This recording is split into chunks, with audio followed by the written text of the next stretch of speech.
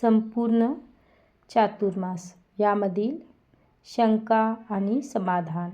वाचक, आमच्या मनात अनेक प्रकारच्या शंका आहेत. त्यांची उत्तरे आपण द्यावीत अशी आमची नम्र विनंती आहे. लेखक, आपली शंका निरसन करण्याचा मी प्रामाणिकपणे प्रयत्न करेन. भगवंत जशी प्रेरणा देईल तशी मी उत्तरे देईन. वाचक, मानवी जीवन हे सुख दुःख मिश्रित आहे. तर मग दुःख कमी कसे करावे व सुख कसे वाढवावे?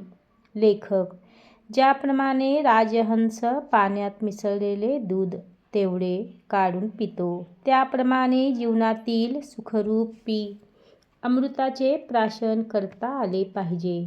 वाचक, विश्वाच्या मानाने माणूस अतिशय लहान आहे. तर मग त्याने आपली प्रगती कशी करावी?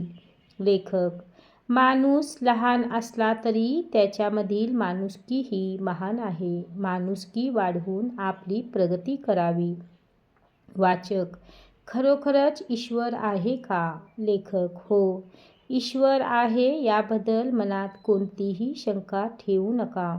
वाचक, मानव ईश्वराला प्रत्यक्ष पाहू शकतो काय?